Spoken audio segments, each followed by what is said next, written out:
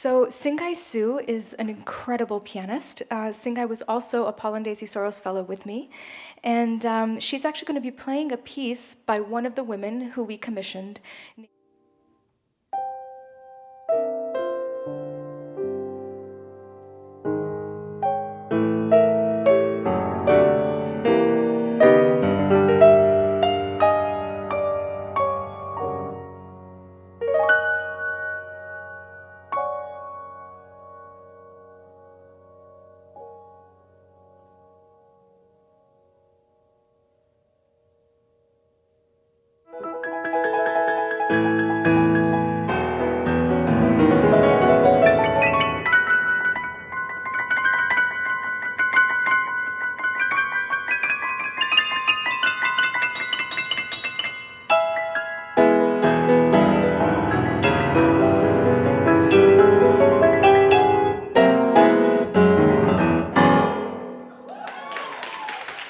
So you all get to taste some of the brilliance in the book, the genius of the women up here. Hsing-ay, you teach people of all ages how to listen to music, bringing forward music from years and times past to today, and leading us on a path of multidimensional discovery.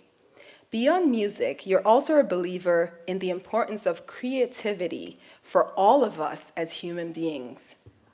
Thank you, Chinwe. I am so excited to be part of your project because I feel like the creative mode is when we are engaging with ourselves, with other people, and with the world, and jumping through different dimensions and angles of looking at something, which is exactly what we're doing here in all the themes that you're bringing up and looking at it through the different angles of all our different industries and across different cultures. So that is the definition of the creative mode.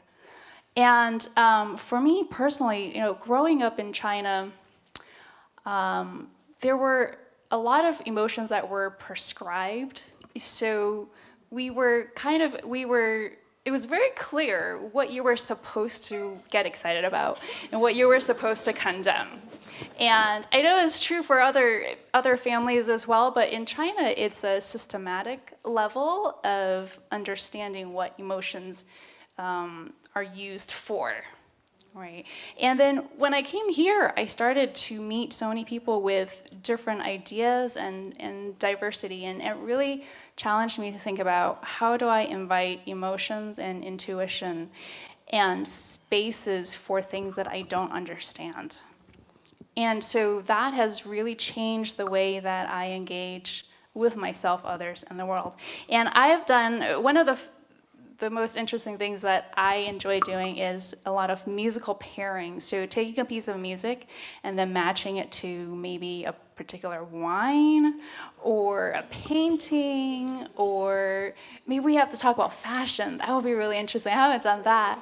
But trying to find like these themes and these elements and how it plays in from different angles. And then also when I do listening classes, they're not about this is the right way to listen or let me tell you everything you possibly know about Mozart. It is more about why do we have differences of opinion, and like what do our multiple perspectives tell us about our listening experience as a collective.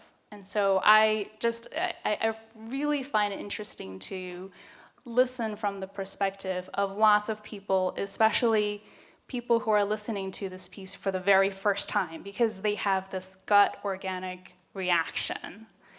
And then in terms of relating to the world, I think the biggest constraint, one of the biggest constraints I see in our making social progress is not a lack of ideas, but that people are so siloed in having one single perspective. And if I imagine a world where we're all curious about how we fit into the larger picture, if we're all open-minded about things that we don't understand, and if we can connect with ourselves and others easily, what can we accomplish? So that is what my performing and my teaching is working towards. Incredible. I love it. I believe that music is a great incubator for our creative mode. It is something where it's low stakes in terms of, if we think the wrong thing about a piece of music, nothing happens. But it's such high stakes in the way that we associate with people and are curious about learning things that we know nothing about.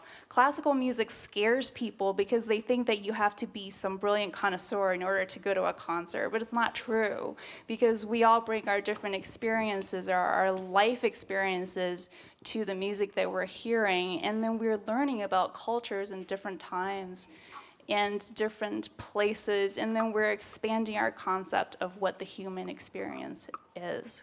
So if you are interested to find out more about the work that I do and meeting other people who share my values, then you can visit my website, hsingayshu.com, or YouTube, Hsing-ay Shu.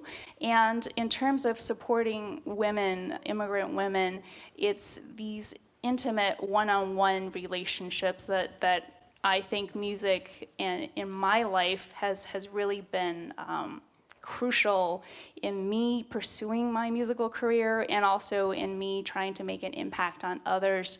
I am all about one-on-one, and so there's somebody in your life right now that could use your support and encouragement and interest, so reach out to them. Wonderful.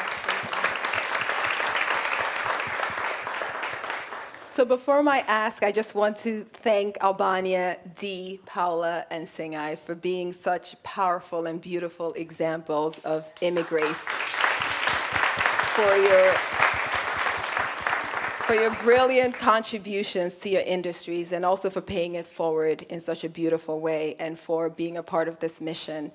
And so my ask of all of you is to be a part of this movement to democratize genius, to embrace these new voices in defining what genius is and what brilliance is and what success is.